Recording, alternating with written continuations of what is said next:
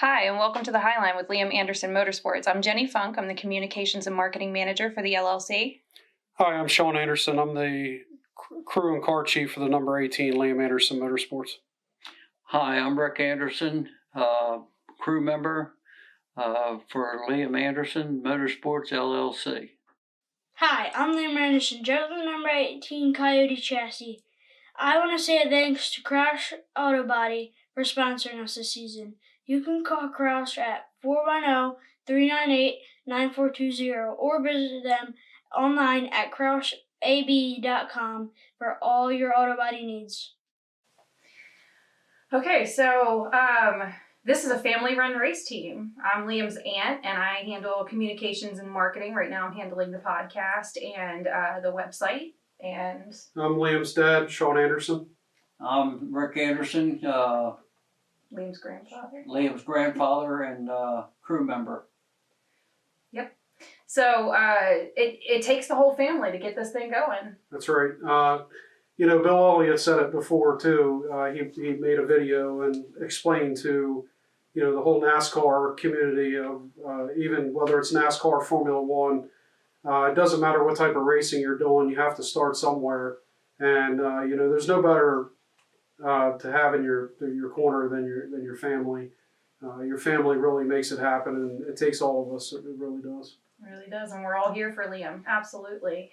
So I know that you're doing crew work for us, but you support in other ways. So what are all the ways that you've provided support to the team? Well, as Sean was saying, behind the scenes, you're watching the race and everything, but it doesn't start there. It starts out with getting the kart out of the trailer, and then performing maintenance on it to make sure everything is a go, fuel, starting it up and everything, make sure the tires are ready to go, tire pressure, make sure the tires are okay as far as any debris or anything like that they may have picked up. Sean does a lot of the maintenance. I'm more or less the helper for him. Whenever he has to run it, I hold the choke open and everything when he starts it up, because sometimes takes a little while for it to get started. Doing the maintenance on the tires before and after each race, we got to check the tire pressure and everything. And Sean does that, and I hold everything down for him, tools and everything I go get for him, and we work together on the maintenance end of it. I also, whenever Sean takes the kart to the racetrack, he takes it off of the carrier, and then I have to wheel it down to the other end of the track where Liam comes off, so we can load him back up again and take it back up, and then the check starts all over again with the kart, make sure everything's okay on it. So before and after races, you have to check everything, and in between. Now I know that outside of the races themselves, you help with keeping the kart clean, keeping the trailer clean and picked up. Yes. Picking up and dropping off the kart. Right. And you also came out to Urban Youth Racing School several times to support Liam while he was out there on the track. Yes. Like you said, there is some things that have to be done, and you can't get away from doing it if you want the kart to run properly. So, yeah, if you want the race team to operate efficiently, it takes a lot of help behind the scenes, and Dad's also been there for us financially as well too.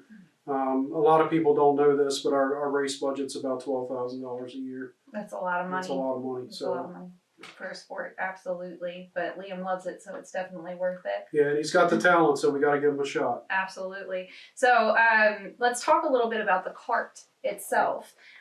He was mentioning, we'll start, from the bottom up. He was mentioning the tires and how you have to maintain them. So let's talk a little bit about how you maintain the tires. Right. So tires are everything in a race. It really is. I mean, you look at the overall scope of everything, and you see these teams out there, they're prepping tires. They're looking at tires, and it's just tires all the way through the race, because, we have to face it. Tires are what win a race. And, there's certain ways to check it. You got, We have a tire durometer to check to make sure that the tire compound is soft, or if it's getting too hard, then the tires are done. They need replaced. But it's a lot of note taking as well, like what tire pressures are you running, what's the track temperature, how much debris are you picking up, how much rubber is building up on the tires. That shows certain adjustments that need to be made, the debris that picks it up, and also with friction with a tire rolling across asphalt, especially if it's in the summertime and the track's 130 degrees, your tire pressures are going to change, and your driver has to give you feedback on how the car is handling so you can make tire pressure adjustments, because the heat causes the air to expand, and you may have set your tire pressure at 15 psi, but when you come off the track you may have gained 2 pounds, and toward the end of the race, Liam may be like, my car is getting loose, towards the end of the race. So that's how you need to make a tire pressure adjustment. And also, just making sure the tires are clean. And also we use a soft measuring tape to wrap around the circumference to measure certain things as well. So it's a lot of tire maintenance during the race. Okay, and what happens if a tire is too hot or too cold? Well, if the tire is too hot, it melts. And when it melts, it becomes greasy. So that causes your car to slide all over the place, and you're not getting good handling at that point. But if the tire is cold, it's almost the same way, because there's no heat in a tire to build up the air pressure to where it needs to be, and you also lose traction that way. We've tested in cold weather before, and we've noticed that Liam was sliding all over the place. With a track temperature of 50 degrees. It makes a big difference, so you just have to make your adjustments as necessary. So you say make adjustments. Say your tire is too cold. What do you do to fix that? Well, we just add more air. Adding more air causes the tire to heat up faster, because it allows it to expand. But one of the struggles is Liam runs 10 or 12 lap races, and if the track is cold, or if it's cold that day, it takes 10, 12 laps to heat up. So it's a struggle. It's a constant struggle and note taking. But as far as that goes, you can also change gears and cause it to not excel too much in the corner to where he's not spinning his tires. Okay. And when you guys are changing the tires and doing everything, maintaining them, about how long does that check and changing those out? How long does that take? Well, it's not so much how long it takes; it's being able to get it done. Because when it's time to go out on the track, you have to be ready. So Sean, he jumps right into it. What we have to do is we have to set the trailer up and everything when we first get there. I mean, that takes a few minutes, to set that up and everything, and get the kart off the trailer, and then we go to work on it. There are some things that, as far as Sean checking the timing and everything on the kart, we have to start it prior, and we have to make changes, like I said, between each race. It depends on certain things, and Sean stays on top of that. And he tells me what he's going to do, and I help him if he needs help in getting the tools he needs. If he has to check the air pressure, make sure he gets the right wrenches and everything that he needs to do that. Because the back tires on the kart, they're deep wells, so you have to take them off in order to reach the air fitting.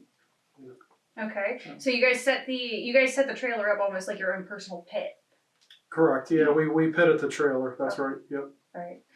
And okay, so let's talk about weight on the kart, because we know that weight is very important. Yep. So how do we go about making sure the weight is correct? Well, so it depends on what class you're running and what the rules are. There's different standards for different divisions, whether it's WKA, the World Karting Association, or whether it's the National Karting, the CKNA. Everybody's rules are different for that track, and the reason why, I think a lot of times, is because they want to test certain things out.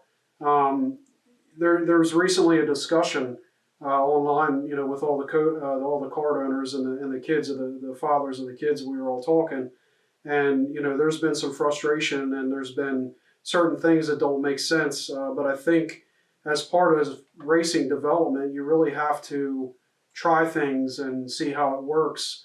One of the biggest struggles that we're running into right now is that the cadets and the juniors are going faster than the seniors.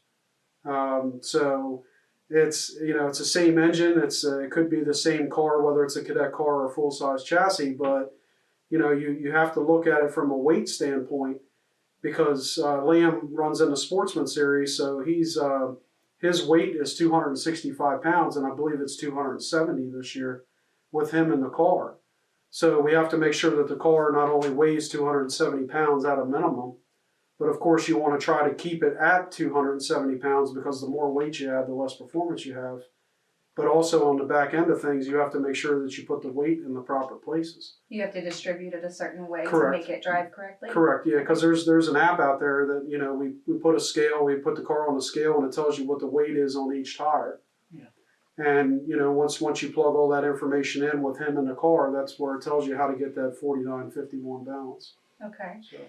So you're talking about an app that helps you measure. What other tools are specific to karting that you need to use besides like your regular everyday wrenches and? Well, I mean, in ways it's similar to a car because we're dealing with caster camber and tow and things like that. So there's laser alignment tools. There's impact guns. The 18-volt impact guns. That's what's needed to take the clutch off, because there's nothing to hold the clutch still while you're tightening the bolt, so it requires a little bit of an impact behind it. And it's just a 1/2-inch socket with an 18-volt, impact gun. And you just have to make sure that bolt's on there, because, during a race you don't want that clutch flying off, so somebody could get hurt. Plus it could tear the motor up. Yeah, definitely. But just certain things like a heat gun. It's basic tools really in karting, but. A lot of the technical stuff we try to set up before the season starts to make it easier. So. And we do also, we carry extra parts constantly, make sure we have what we need. You never can tell when there's going to be an accident or something and he bends a tie rod or whatever. That's right. And you have to replace them, so you have to carry those parts. You have to make sure you've got everything you need, just in case something does go wrong or something happens, or you need something like gears, different size gears and everything, as Sean was saying, to do whatever needs to be done to get him in the proper speed and everything. One thing we do have also, at the end of every race, he has to go across the scale to be weighed to make sure that he is at the proper weight. They check it each time they come off the track. So. Yep. And the proper weight doesn't just involve the cart and the weights. It also involves the driver himself. Yes. It involves Correct. Liam. Correct. And what he weighs and what his suit weighs and his helmet and everything else. So. And the fuel. And fuel. And the fuel, yes. Yep, the fuel's heavy, so you want to make sure you add the right amount of fuel. Not too much, not too little. Okay, that's not something I thought that you would have to tweak. Yeah. The amount of fuel in a car. Absolutely. Yeah. It's very technical. Very technical. And you also have to make Liam fit a certain way into the cart. Correct. So he doesn't, I guess, take off or bounce out of the seat or. Yeah, it's a fiberglass seat, but one of the struggles is that is the padding in the seat and whether he fits well in it or not. He also has to wear, per regulation, a rib safety vest. It's a rib protection vest. We don't want any broken ribs or broken arms or anything like that. So we try to be as safe as possible and follow the regulation, because quite frankly, if we don't, something bad could happen. But also, we don't want to be illegal out on the track. So one of the things that you told me is that Liam is not strapped into this seat. He Correct. is wedged in there, basically. Pretty much, yeah. He's pretty much wedged in there. However, with karting, as horrible as it seems, if you end up flipping one of those things, you don't want to be strapped in it, because it could hurt you worse. So we want you to, they want you to kind of come out of the seat and get away from the bouncing, 200-pound car that's coming at you. So.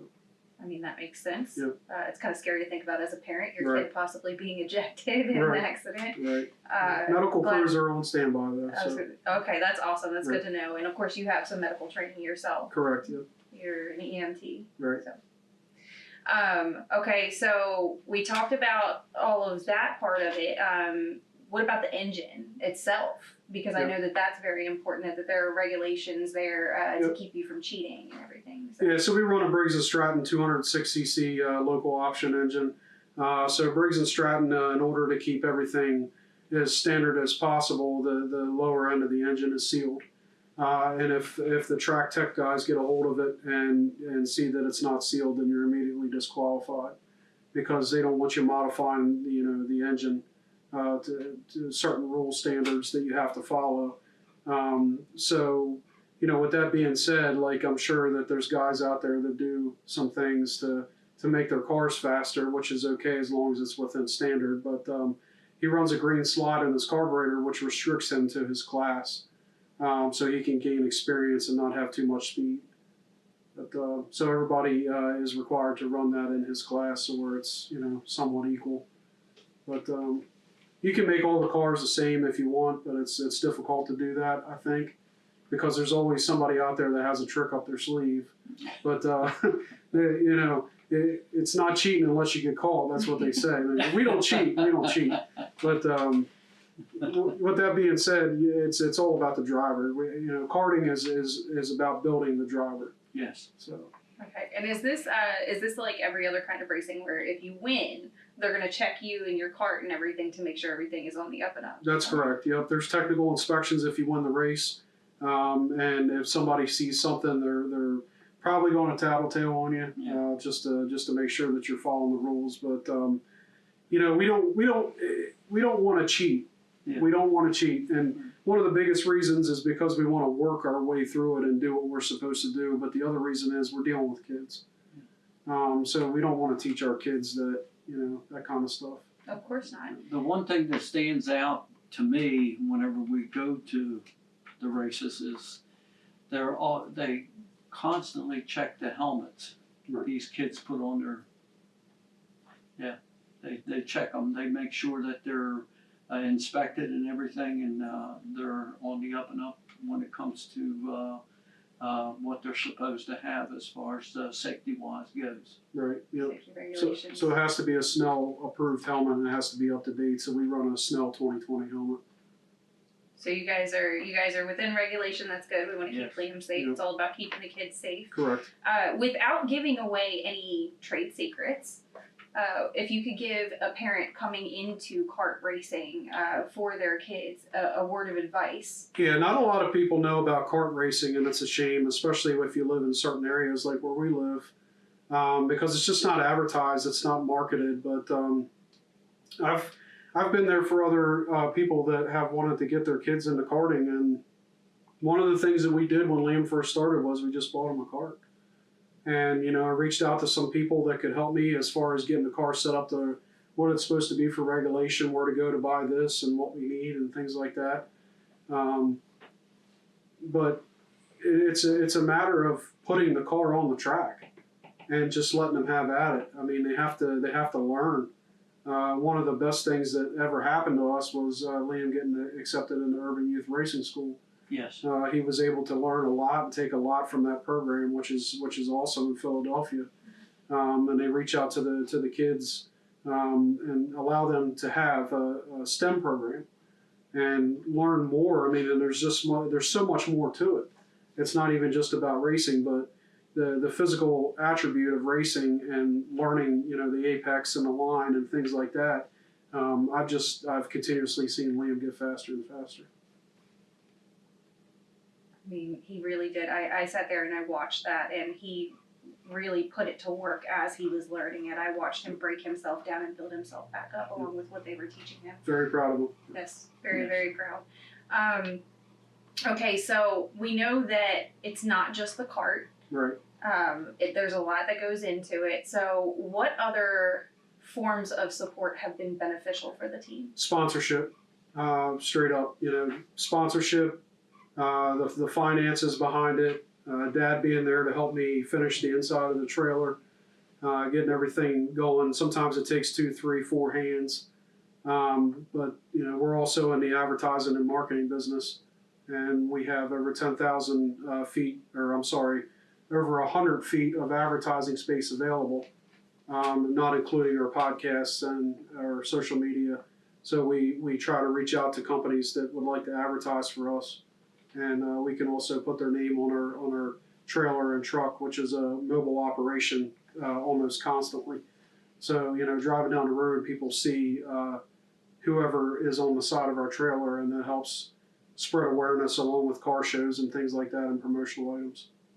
So a lot of promotion and marketing space available, guys. You heard that. Right. All right, so we are going to call it a day. We've talked about pretty much everything about the kart. Is there anything that you guys want to leave us with before we go? No, I think that's about it for this episode. We appreciate you all. All right. Well, we're signing off for the Highline with Liam Anderson Motorsports.